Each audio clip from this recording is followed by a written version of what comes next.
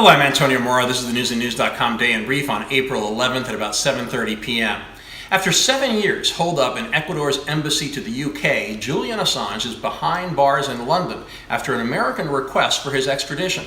A U.S. federal court unsealed an indictment charging Assange with conspiring with Chelsea Manning to crack a password and illegally obtain American military and diplomatic documents.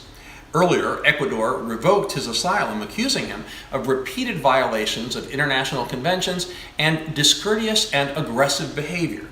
A disheveled and long-bearded Assange looked much older than his 47 years as he was dragged out of the embassy by British police. Assange later appeared in court, where he was quickly found guilty of jumping bail related to charges he sexually assaulted 2 women in Sweden. Under Assange's leadership, WikiLeaks has played a major role in world events, notoriously dumping thousands of Democratic National Committee documents during the 2016 campaign. The group has been a thorn in the side of the U.S. government, publishing a variety of secret and classified information. WikiLeaks, Edward Snowden, and Russia condemned the move. With no sense of irony or shame, the Kremlin slammed it as, quote, the hand of democracy squeezing the throat of freedom. President Trump, who claimed multiple times in 2016 that he loved WikiLeaks, today was also shameless, saying, I know nothing about WikiLeaks. It's not my thing. Trump defended his attorney general today, claiming that spying did occur against his campaign and that he believes the surveillance was illegal. During Senate testimony yesterday, Attorney General William Barr claimed there was spying on the Trump campaign, later softening that by stating, I'm not saying improper surveillance occurred, I'm looking into it. Democrats have slammed Barr for making an inflammatory claim without providing evidence. Greg Craig, President Obama's first White House counsel, was indicted today for making false statements to investigators, including Special Counsel Mueller's team.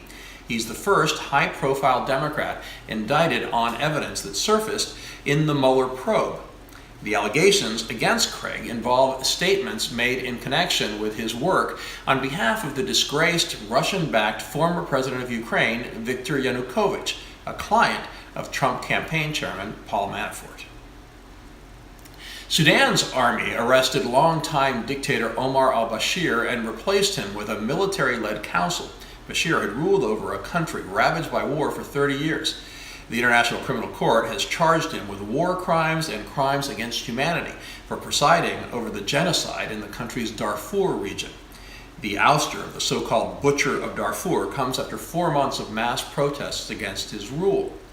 Protests, though, continued today, demanding democratic reforms and rejecting the army takeover. Sudan's defense minister said the military would control the country during a 2-year transition period. Russia condemned the coup as unconstitutional, again showing there are no despots Russia won't support, including Syria's Assad, Venezuela's Maduro, and North Korea's Kim. Kim Jong-un was a big topic of conversation today during a visit to the White House by South Korean President Moon Jae-in. It's their first meeting since Trump's failed Hanoi summit with Kim. Moon is trying to get the talks back on track. Trump said a lot of tremendous things will happen with North Korea. He also seemed to accept smaller deals with Kim before full denuclearization.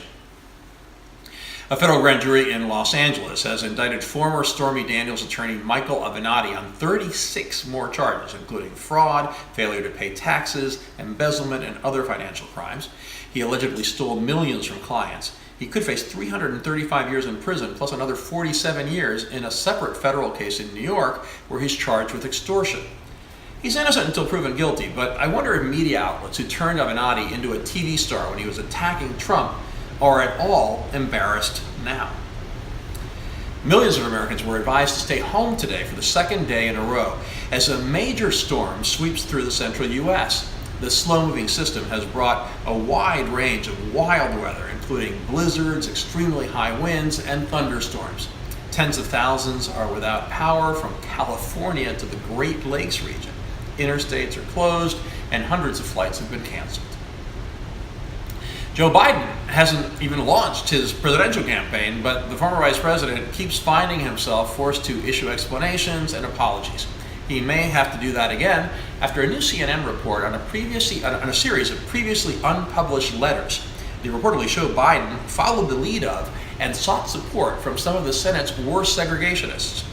Biden favored desegregation but opposed the government's role in trying to integrate schools through busing. The UK will not crash out of the EU without a Brexit deal, at least not for now, thanks to an 11th hour move by the EU to extend the deadline until October 31st. However, Britain will need to participate in expensive European Parliament elections next month, something Prime Minister Theresa May was hoping to avoid. If elections aren't held, the deadline will be moved up to June 1st. May's hold on power is tenuous as she faces increasing pressure to step down from Brexit supporters in her own party. Talks with the opposition Labour Party are reportedly on the brink of collapse, and Labour leader Jeremy Corbyn slammed the most recent delay as a diplomatic failure. But British lawmakers protest too much because they can't agree on anything. Not only have they overwhelmingly rejected May's proposals 3 times, they have voted against a dozen of their own proposals. The city of Chicago has followed through on its threat to sue actor Jussie Smollett. The lawsuit seeks reimbursement for an alleged hate crime hoax, even though prosecutors dropped the charges against him. The city is seeking more than $130,000. Finally, golf's greatest tournament, the Masters, kicked off today, and Tiger Woods shot 2 under par. He's in 11th place, 4 strokes behind leaders Brooks Koepka and Bryson DeChambeau. Phil Mickelson is 2 back, tied for 3rd with Dustin Johnson. We have all those stories and much more updated around the clock 7 days a week on newsandnews.com, where you will find all you need to know in one place. Please subscribe to our YouTube channel by clicking on the right of your screen just below this video, and please follow us on Facebook at Real News and News, and me on Twitter at AMoraTV. I'll see you again tomorrow.